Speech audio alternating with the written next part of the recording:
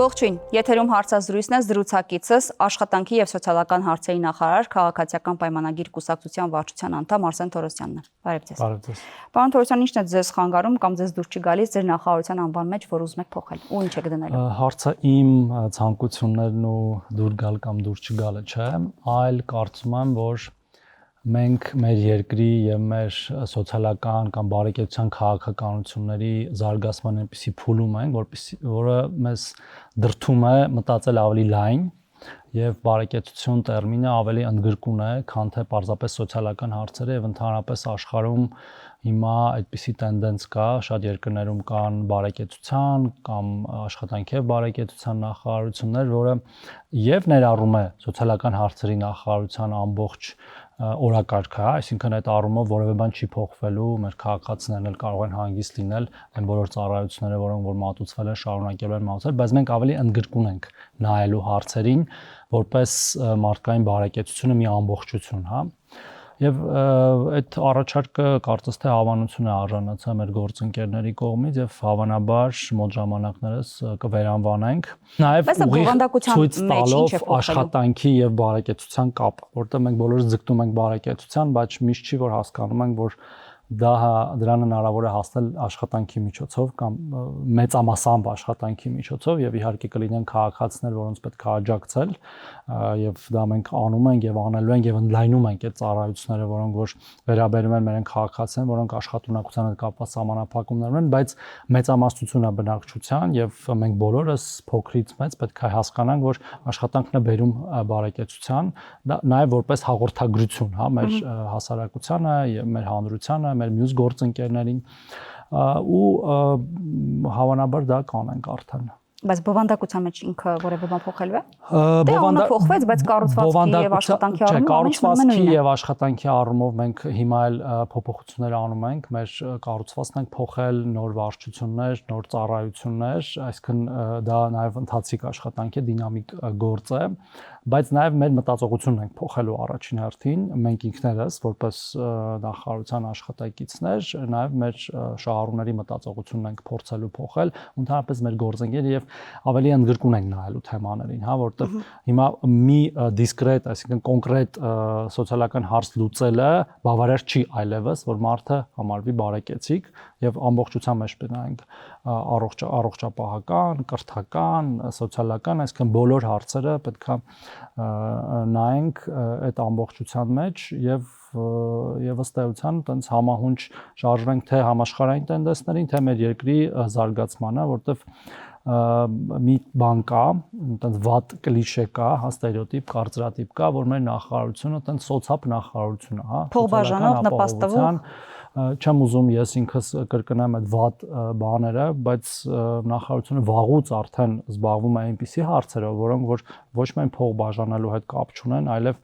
խոցերի խմբերի հետ էլ կապ չունեն, ասենք բնակապահովման ծրագրեր ունենք, օրինակ 16 միլիոնների ծրագիրը, որ ժողովրդագրական ծրագիր է եւ էլի նպաստում է ընտանիքների բարեկեցությանը, հատկապես երեխա ունեցող ընտանիքների, ուրիշ երեխա ունեցող ընտանիքների բնակապահովման ծրագրեր ունենք, շատ ծրագրեր ունենք եւ այդ առումով շատ կարեւոր է նաեւ համահունչ լինի անվանումը մեր ծրագրերին։ Լավ, պարոն Թորոսյան, հուլիսի 1-ից մարդկանց անապահովությունը փաստացի գնահատվելու է կամ գնահատվում է նոր ձևով։ Այն հին փարոս ասվածը չկա, որտեղ շատ խճճված բալային համակարգ կար, թե ինչ միավորներով մարդը ոնց կարող է դառնալ նպաստառու։ Հիմա հիմքում դրվել է այս համակարգի ընտանիքի մեկ անդամի, չափահաս անդամի եկամուտը։ Ինչ եւ ինչու եք փոխել ու ինչ է սա տալու։ Նախ ուզում եմ հատուկ շեշտել, որ այս համակարգը երկու մարզում, Կոտայքի եւ Սյունիքի մարզերում 1 տարուց ավել պիլոտավորվել է, այսինքն մենք ամբողջ Հայաստանում չի որ նոր է հուլիսի 1-ից սկսվում, միայն մնացած բոլոր մարզերում եւ Երևան քաղաքում, Կոտայքում եւ Սյունիքում այն արդեն գործել է եւ այնպես չէ որ փարոսը 1 օրում չկա, բայց 1 տարի հետո այլևս չի լինելու։ Ինչու՞, որտեվ երբ որ գալիս է որևէ ընտանիքի գնահատման հերթական փուլը, իսկ գնահատումը տեղի ունի տարեկան 1 անգամ, արդեն գնահատումը տեղի ունի նոր համակարգով,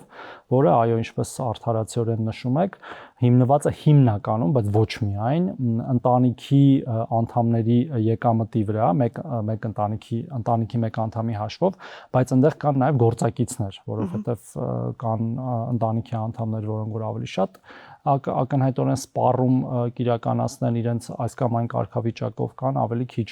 սպառում եւ այդ տարբերությունը, հա, մուտքերի եւ ելքերի կանխորոշում է ընտանիքը կարիք ունի հավելյալ աջակցության, թե չէ։ Նաեւ կանխորոշում է աջակցության չափը, որովհետեւ Փարոս համակարգը ինքնին շատ ստատիկ համակարգ էր, ֆիքսված մոտավորապես անապահովության այդ նպաստով, հա, որի միջինը 29000 դրամ էր, որը կարող ենք փաստել, որ մերօրյա ժամանակներում որևէ էական բան չէր կարող փոխել ընտանիքի կյանքում, իսկ նոր համակարգում Կոտայքի Սյունիքի մարզերի օրինակով միջին չափը 80000 դրամ է նպաստի, իսկ առավելագույն չափ մենք ունենք մինչև 280000 դրամ, դրանք շատ մեծ ընտանիքներն են, քիչ եկամուտով, հա։ Բայց այդտեղ կան նաև կանգ ստոպ ֆակտորներ կամ կանգ գործոններ, հա, այսպես ասած, երբ որ ընտանիքը նույնիսկ չել հասնի այդ գնահատման մակարդակին, որտեղ ունի այս կամ այն օրինակ գույքը կամ շարժական կամ անշարժ, որը նշանակելու է, որ ինքը այնուամենայնիվ բարեկեցության ինչ որ մի մակարդակ ունի եւ կլինեն իհարկե ընտանիքներ, որոնք չեն ունենա այդ ամեն ինչը, կստանան իրենց նպաստը։ Սահմանային շեմ կա։ Ընդ ուրիշ ձև է, շեմերով չի, այդ գործակիցներով է եւ գումարով է նպաստների, այսինքն եկամուտների գործակիցներով է, հիմա չեմ ուզենա ես էլ մտնեմ այդ խճճեմ ավելի, բայց նաեւ այս համակարգի ամբողջ իմաստը մարդկանց դրթելն է աշխատելու, ոչ թե հակառակը Փարոսի նման, երբ որ մարդ միանգամից աշխատում էր, կտրվում էր Փարոսից, մենք այս դեպքում եթե քաղաքացին նպաստառու է, հա, այսպես ասած, ու սկսում է աշխատանք կամ բացում է անար ձեռնարկատիրություն ասում են, էական չի, չէ, այս դեպքում պետության կողմից առաջարկվող աշխատանքով են աշխատում, թե մեկ այլ աշխատանք, կարևորը գրանցված աշխատող լինելն է։ Մեկ տարի դեռ շարունակելու է ստանալ նպաստը, ի տարբերություն Փարոսի, որ միանգամից կտրվում էր, բայց նաև կա հակառակը, երբ որ մենք իրան աշխատանք ենք առաջարկելու ու ինքը չի համաձայնվելու այդ աշխատանքը կատարել, այդ թվում պետության կողմից առաջարկվողը, ապա նրան վերագրվելու է եկամուտ։ Այսինքն մարդ պետք է, եթե աշխատունակ է, պիտի աշխատի։ Եթե չաշխատի, եթե մարդուն օրինակ հարմար չի պետության կողմից առաջարկվող աշխատանքը եւ այլ աշխատանք էլ չի կարողանում գտնել այդ դեպքում, պարտադիր է որ ինքը ունենա եկամուտ։ Կարող է եկամուտ չունենա, ես չեմ ասում ունի եկամուտ, ասում եմ վերագրվում է եկամուտ եւ հարմար չլինելը, գիտեք, այդքան էլ ճիշտ տերմին չի, երբ որ դու չունես աշխատանք եւ պետությունից ակնկալում ես նպաստ։ Մեր իրականության մեջ այնքան մարդ կա, որ ասում է այս աշխատանքը ընդհանրապես եթե հարմար չի, ուրեմն չակերտներում իմ հակով չէ։ Եթե նա հարմար չի, ուրեմն նպաստ չպետք է ստանա այդ քաղաքացին, նշանակում է ինքը չի ուզում աշխատել։ Ես դրա մասն եմ ասում, որ այս համակարգը դրթում է քաղաքացիներին աշխատել եւ մեր խոսակցության առաջին մասը, որը աշխատանքի եւ բարեկեցության մասին է, հենց սրան է վերաբերում, որ առանց աշխատանքի չկա բարեկեցություն, եթե դու աշխատունակ ես։ Եթե աշխատունակ չես, իհարկե պետությունը պետք է քեզ մասին հոգ տանի, ծառայություններ մատուցի, նպաստ տա, աջակցող միջոցներ տա եւ այլն եւ այդպես շարունակ։ Մեկ միասնական նպաստ է լինելու, երկու կարծես թե նպաստ միացվելու են ընտանեկան, սոցիալական, դա ինչու է ընտանեկան եւ սոցիալական, ընտանեկանը դա երեխա ունեցող ընտանիքներին էր վերաբերում, սոցիալականը տարեց մեր քաղաքացիներին, հիմա կոչվելու է պարզապես անապահովության նպաստ, որտեղ ընտանիքը գնահատվելու է որպես ամբողջություն եւ ամեն ընտանիքի անդամ ունենալու է իր կշիռը գնահատման մեջ, բայց մի տեսակի նպաստներ, բայց տարբեր չափերի, շատ տարբեր։ Կարող է նույնիսկ 5000 դրամ լինի մեկի նպաստը, մյուսինը 250000 դրամ։ Պարոն Թովսյան, նախկինում հաստատ կհամաձայնեք, որ կային դեպքեր, գուցե շատ չէին, բայց ամեն դեպքում գնահատում ես չեմ անի, բայց կային դեպքեր, երբ մարդիկ ստանում էին նպաստներ, որոնք բացարձակ կարիք չունեին նպաստ ստանալու։ Հիմա նոր համակարգ արդյոք ունի մեխանիզմներ թույլ չտալու նման դեպքեր։ Ես տեսեք նախ եկեք անկեղծ լինենք, այդպիսի շատ դեպքեր կային եւ կան մինչ օրս, թվեր չարտասանեմ, չարտաբերեմ, բայց մենք նույնիսկ համայնքից համայն կարող ենք զգալ այդ տարբերությունը, որտեղ մոտավորապես նույն համայնքներում օրինակ տարբեր թվեր են լինում։ Եվ մարդիկ այն օրը ես գավառում էի, մեր քաղաքացիներից մեկը մի հետաքրքիր բան ասաց Փարոս համակարգը վերջ դրեց անասնապահությանը մեր համայնքում, ասում եմ ինչի, ասում եմ որտեղ մարդիկ իրենց անասուններին պարզապես մորթում էին, որ Փարոս ստանան, որպեսզի Փարոս ստանան, դա ես շատ ավելի վատ դեպք կարող եմ ասել, էլի քաղաքացուց լսած, պարոն Թորոսյան, հետեւյալի մասին, որ իրենք իրենց ամսվա 1 ամսվա օրինակ Փարոսը կարող էին տրամադրել աշխատակցին, որպեսզի շարունակեին կաշառք, այո, որովհետեւ շարունակեին ստանալ, բայց իրենք ունեին եւ գույք, ավտոմեքենա, աշխատող մարդիկ եւ մի քանի տեղից եկած, կարիք չունեին, բայց ստանում էին։ Դրա համար այս նոր համակարգը առավել թափանցիկ եւ արդար է եւ հաշվի առնում նաեւ գույքը, մեքենան, մնացած գործոնները, բայց իհարկե մենք տեսել ենք նաեւ Կոտայքի եւ Սյունիքի մարզերում, որ մարդիկ այնուամենայնիվ փորձում են զարտուղի ճանապարհներ գտնել իրենց նպաստի իրավունքը վերականգնելու, այսպես ասած, համար, բայց դրա համար է գործում այն իմ ասած մյուս մեխանիզմը, եթե նույնիսկ համակարգը չկարողանա, որտեղ մարդու գործոնը հանված է պրակտիկորեն եւ դիմումներն են թվային եւ պատասխաններն են թվային, նույնիսկ եթե նշանակվի, բայց հասանելի չլինի, իրան առաջարկվելու աշխատանքով, աշխատանքից հրաժարվելով է ինքը դուրս գալու համակարգից։ Լավ, այլ հարցի գալով ծնողական ժամ կարգավորում, սա հուլիսի 10-ից է ուժի մեջ մտել, սա իմիջիալից միանշանակ չի ընդունվել, ասեմ ինչու, պարոն Թորոսյան, որովհետև ինքը իրականում կարող է գործնական առավելություններ ունի, որ թույլ է տալիս ծնողներին հնարավորինս գոնե աշխատանքից ինչ որ մի պահ կտրվել եւ զբաղվել իրենց երեխայով, բայց միևնույն ժամանակ ասում են նաեւ, որ ձևական կողմեր կան այս ամենի մեջ, ինչու, որովհետեւ եթե սխալ եմ ուղեք, սա համաձայնությամբ է, սա օրենքի պարտադրանք չէ գործադուների։ Համաձայնությունը վերաբերում է միայն ժամի հատվածին, որ ժամին դա տեղի ունենա։ Հա, բայց այսինքն գործադուները պարտավոր են։ Այո, համաձայնությունը վերաբերում է հետեւյալին, որ դուք համաձայնվում եք, որ օրինակ առավոտյան ես կես ժամ կամ մի ժամ ուշ գալու, կամ երեկոյան ես կես ժամ կամ մի ժամ ուշ շուտ գնալու, կամ ընդմիջման ժամը ես կես ժամով կամ մի ժամով նա այսքանի երեխա ունես երկարացնելու։ Ես ուզում եմ առիթը օգտագործելով ասել, որ այս առաջարկը եկել է քաղաքացիներից մեր, եւ մենք դիտարկել ենք այն, նաեւ ուսումնասիրել ենք միջազգային փորձը, ու նաեւ համադրել ենք մեր ժողովրդագրական եւ զբաղվածության, ռազմավարությունների հետ, որտեվ մեզ անհրաժեշտ են նաեւ շատ երեխաներ, բայց երեխաներով պետք է նաեւ զբաղվել, ծնողները հաճախ չեն հասցնում զբաղվել, մենք գիտենք նաեւ տարբեր հաստատությունների աշխատանքի ժամերը, դպրոցների, մանկապարտեզների, որ միշտ չի որ 9-ից 6-ն է եւ այստեղ կար նաեւ այդ բանը միշտ գործատուից խնդրելու, որտեվ չես կարող երեխայի թողնել, փողոցում, այսպես ասած։ Հիմա կարծես թե իրավունքի մակարդակի ենք բարձրացնում, ֆորմալացնում ենք այդ ամեն ինչը եւ այո գործատուները չեն կարող մերժել քաղաքացիներին օգտվել ծնողական ժամից, եթե դա իրենց աշխատավարձերի վրա ազդել է, թե չի ազդել։ Դա աշխատավարձերը չի ազդում, դա նաեւ գրված է կարգավորման մեջ, այսինքն այդ ժամանակը, որը գործատուն չի աշխատակիցը չի լինելու աշխատանքի վայրում, պետք է համարվի ամբողջական աշխատաժամանակ։ Սա կարծում եք իրականության մեջ կիրառելի կլինի, թե կարող է նաեւ ձևական թղթի վրա մնալ։ Չէ, կլինեն իհարկե գործատուներ, որ կփորձեն չտալ, այդ իրավունքը։ Օրինակ մասնավոր հատվածում գուցե պետականում շատ են հետևում օրենքի տարին, բայց մասնավոր հատվածում գիտենք կան աշխատատեղեր, որտեղ հերթափոխերով են եւ գործատուն միգուցե անհարմարություն զգա այդ գործը։ Դե անհարմարությունը պետք է լուծել այլ աշխատակիցներ ներգրավելով, եթե դրա անհրաժեշտությունը կա, ես ինչ եմ ուզում ասեի։ Իհարկե աշխատանքային օրենսգրքի բոլոր իրավունքները չի որ 100% հիմա պահպանվում են, օրինակ հիմա կարող են բերել, օրինակ արձակուրդ չեն տալի շատ գործատուներ կամ ֆիկտիվ են, տալիս, ասում են կգրեմ, բայց կգաս կաշխատես, բայց մենք պետքա զարգանալով նաև մեր վարչահարական գործիքները ուժեղացնելով հասնենք նրան, որ մարդկանց իրավունքը ապահովվի օրենքով ամրագրված։ Դրա համար անհրաժեշտ է նաև որ մարդիկ ավելի համարձակ լինեն, դրա համար անհրաժեշտ է որ նաև մարդիկ արմիություններում համախմբվեն, որտեղ արմիությունները կկարողանան դա բարձրաձայնել, բայց գործատուներն էլ հակված կլինեն հակառակին եւ այդ պայքարի արդյունքում պետք է մենք ավելի լավ, ավելի պաշտպանված աշխատաշուկայով կամ աշխատակցով հասարակություն դառնանք։ Դա միանգամից չի լինի, բայց մենք պետք է գնանք այդ ուղղությամբ, ոչ թե հակառակը, ասենք որ աշխատողը ընդհանրապես իրավունք չունի, միայն գործատուն ունի իրավունքներ եւ աշխատողները պետք է տենց բերանները փակ, սուս-փուս աշխատեն։ Ասել որ ամեն ինչ լավ է այդ առումով ճիշտ չի լինի, բայց ասել որ առաջընթացել չկա, դա էլ ճիշտ չի լինի։ Ես ինքս եմ լսում շատ հիմա անուններ չտամ գործատուների, մեզ գալի շնորհակալություն են հայտնում մեր իշխանությանը, ասենք վերջի տարիների այդ մեր վարած քաղաքականություն, ասում են գիտեք, մեզ նախկինում արձակուրդ չեն տալի, հիմա ասում են շնորհակալ ենք ձեզ, ասում եմ ինչի համար եք մեզ շնորհակալ, ասում եմ դե մեզ արձակուրդ են տալի, ասում եմ այսինքն ես ինչ կապ ունեմ ձեր արձակուրդի հետ, ասում եմ դե որ դուք չլինեիք մեր գործատուն ժամանակին մեզ ընդհանրապես արձակուրդ չէ տալի, ոչ է գրանցած էր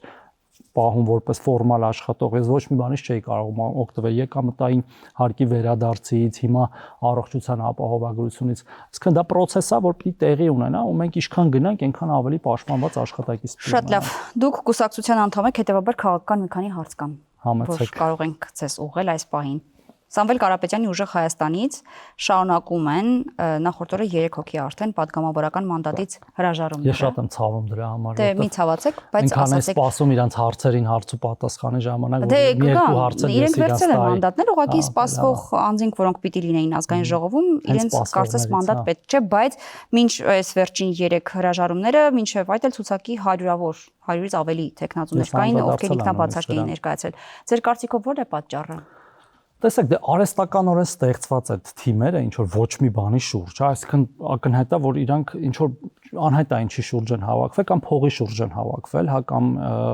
սուտ խոստումների շուրջ են հավաքվել, ինչ որ մի փուլում հասկանում են, որ ոչ փողը կա, ոչ էլ սուտ խոստումը կա, խոստումը էլ այլևս չկա, մի մասը վստահ եմ ինքնակամ հրաժարվել, այսինքն տենց մոտավորապես ես գնացի իմ գործերով, գնամ աշխատեմ իմ նախկին աշխատավայրում կամ ապագա աշխատավայրում, մյուս մասն երևի իրանք են ստիպել, որ դնեն, որտեղ վստահ չեն իրանք հավատարմության վրա, հատկապես երբ որ իրանք ընդդիմություն են, հա։ Ու այս մանդատաթափը, որը մենք այտենց կոչել ենք այդպես, հա, շատ հետաքրքիր է եւ եւս մեկ անգամ ցույց է տալի, թե իրանք ինչքան լուրջ են վերաբերում, այդ թվում իրանք կողմից ստացված քվեին, հա, քաղաքացիների կողմից իրանք տրված քվեին, որը տարօրինակ ասենք այդ կարևոր համարները վերևի համարներից էլ կան, էլի ինքնաբացարկներ, եւ որ օրինակ 100-րդ համարն է ինքնաբացարկ հայտնում մոտավորապես հասկանում ես դա երևի հա պլաններ չկա, չնայած կարա մնա հասկանում։ Չէ, բայց պարոն Թորոսյան, սա իրենց գաղտնի պլանի մի մասն է եւ բացատրությունը թիմի կողմից այն է, որ իրենք ուզում են խորհրդարանական ամուր թիրախային թիմ ձևավորել, որպեսզի կարողանան խորհրդարանական պայքարի իրականացնել։ Բայց այդ իմ ասածն է, այսինքն ամուրը որն է, այսինքն մյուս մարդիկ ամուր չէին, պատահական մարդիկ են հայտնվել իրաց ցուցակում, ի տարբերություն օրինակ մեր ցուցակի, որը կազմել էր մեր համաժողովը, եւ օրինակ եմ ուզում բերել, մենք էլ ունենք, չէ, 280 համար 280-ի մոտ տեխնացու ունենք։ Մեր տեխնացու ինչի ինքնաբացարկ չեն հայտնում, որտեղ միևնույնն է ակնհայտ է, չէ, որ ինչ էլ իշխանության թիմ եք։ Չէ, բայց ինքն է գիտի, որ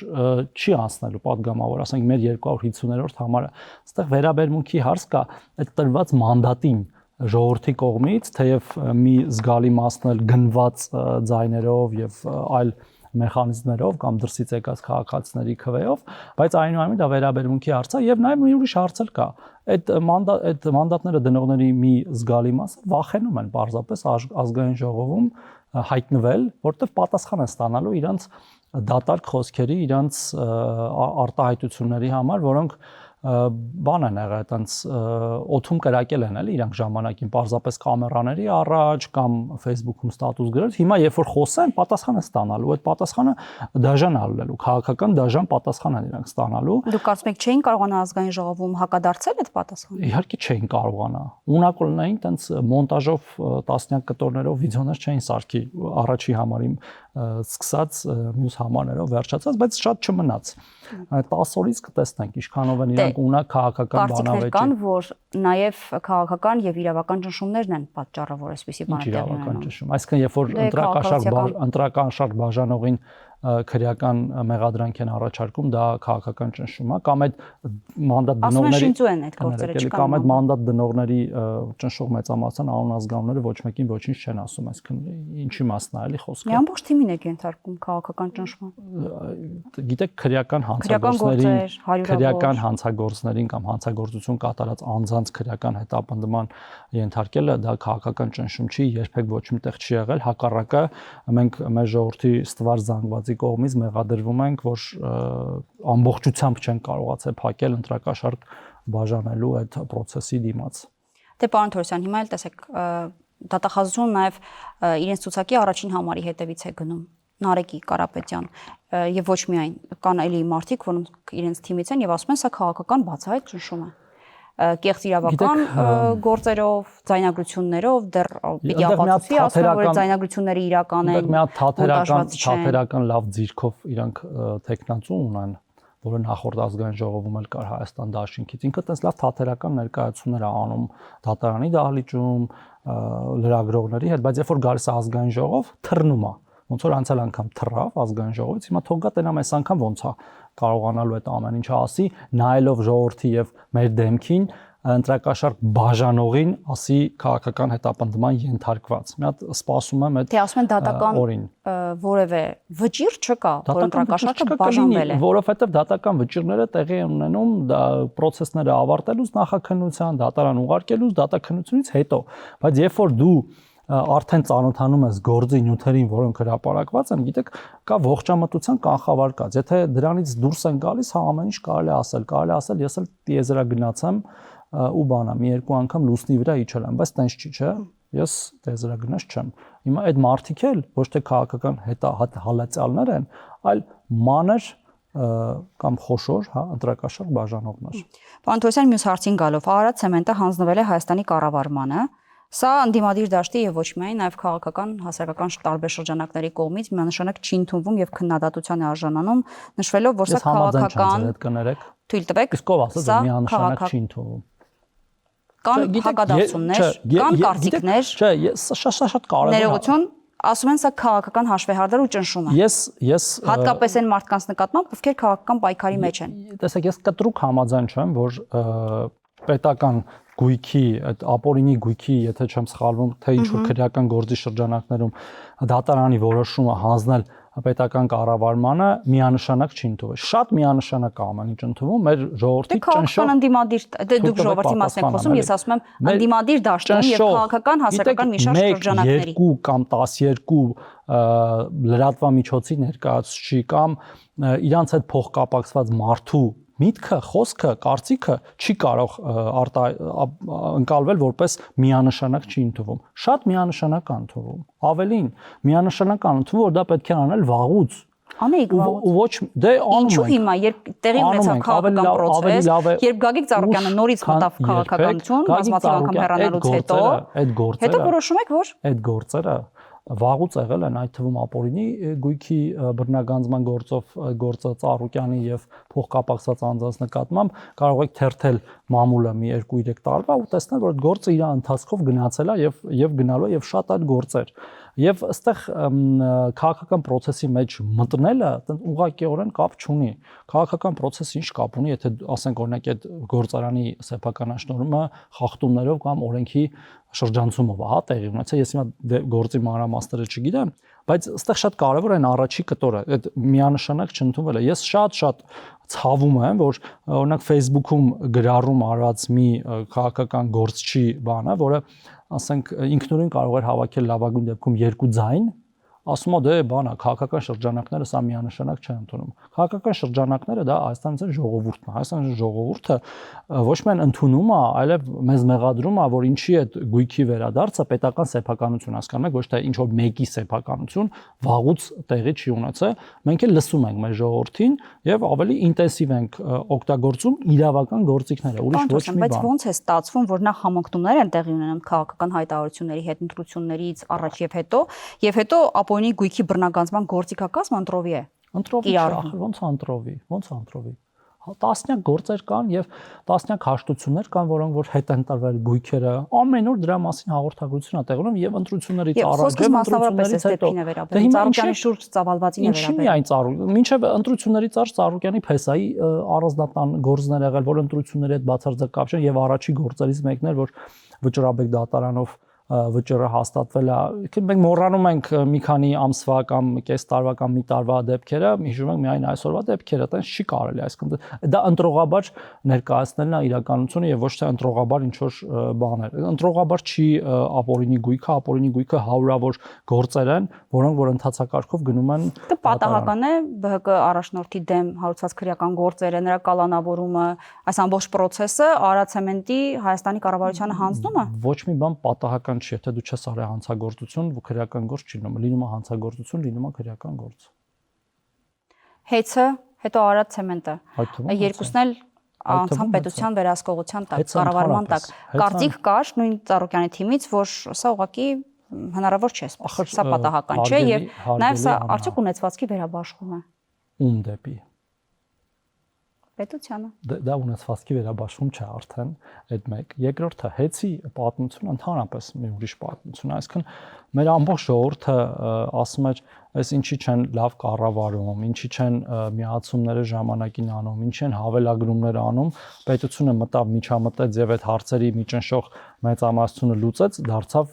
սեփականության վերաբաշխում, հակառակը սեփականության վերաբաշխումը այն է, երբ որ ինչ-որ մեկի ձեռից խլում ես, տալիս ես մեկ ուրիշին, որը իրանք են արել իրան ժամանակ։ Այդ թվում է Ծառուկյանի տարբեր Արարացեմենտի դեպքում օրինակ դատական վճիռ չկա։ Սա ստացվում որ խլել են, թե չէ։ Այդ թվում չէ, ոնց դա ժամանակավոր կառավարման տված բան է, այսինքն վերջնական բան չի։ Պարզապես ակտիվ է, որը դատարանը որոշել է տալ կառավարման, ոչ թե սեփականության։ Պետք չի մեկը մյուսի հետ խառնել։ Նույնը հեծի դեպքում էր։ Հեծը տրվեց էլի ժամանակավոր կառավարման, հետո հանրային գերակաշահով կամ այլ մեխանիզմներով կպետականացվի կամ այլ ձևով կդառնա, հա, պետության կողմից կառավարվող։ Չի կարելի այդ ամեն ինչը տենց բան էլի ներկայացնել, որ սենց այս 3 սենց էր, 3 իրանցներ այսօր ձերն է, ուրեմն դուք վերցրիք իրանցից։ Հիմա իրանցից։ Ծառուկյանի դեմ տեղի ունեցածը ինչ է, քաղաքական հետապնդում է, իրավական ամբողջությամբ իրավական գործընթաց է։ Տեսեք, մենք ունենք եռամակարդակ իրավական համակարգ, հələ մի հատ է եռամակարդակ դատական համակարգ։ Մենք ունենք քննիչ, դատախազ, դատավոր, դատավորներն էլ 3 մակարդակի առաջի այցան վերաքննիչ եւ վճռաբեր։ Ամբողջ ընդդիմադիր դաշտ ասում է դա ձեր վերահսկողության տակ է հրահանգ եք։ Բա օրինակ ինչ են ոմանց նորից ազատում տուն։ Օրինակ Վարդան Ղուկասյանին ինչի թողեցին տնային կալանքի, կարեք ինձ ասեք, եթե տենց ամբողջությամբ մեր վերահսկողության։ Բացառիկ նվիրյալներ են նրանք, այն որոշում կայացնողները։ Դե այսինքն իրանց ձեռնտու որոշում է կայացնում, դրանք բացառիկ նվիրյալներ են, ով այլ որոշում է կայացնում, դրանք բանը մեր կողմից կառավարվող դատավորներ, դատախազներ եւ քննիչներ, իրականությունը հակառակն է, որ մենք ուզում ենք ունենալ հնարավորինս անկախ դատա իրավական համակարգ, որը կքննի գործեր, որոնք ունեն հիմք եւ չի քննի գործեր, որոնք որ չունեն հիմք, եւ մարդիկ էլ կստանան պատիժ, եթե գործել են հանցագործություն, եւ չեն ստանա պատիժ, եթե չեն գործել հանցագործություն։ Վերջին հարցը Ծառուկյանի տունը կդառնա ծերանոց, թե չէ։ Ծառուկյանի տունը չգիտեմ, բայց Ծառուկյանի Փեսայի նախկին առանձնատունը, որը պետականացվել է, մենք աշխատում ենք այդ ուղղությամբ, որպեսզի այնտեղ փորձենք ծառայություններ մատուցել ցերեկային կամ շուրջօրյա կարիք ունեցող մեր քաղաքացիների համար։ Բայց ինչու ոչ Ծառուկյանինը։ Որտեղ Ծառուկյանինը դեռևս որևէ գործընթաց չկա Ծառուկյան տան վերաբերյալ։ Շնորհակալ եմ, պարոն Թորոսյան։ Զրուցակիցս Արսեն Թորոսյանն էր, կհանդիպենք։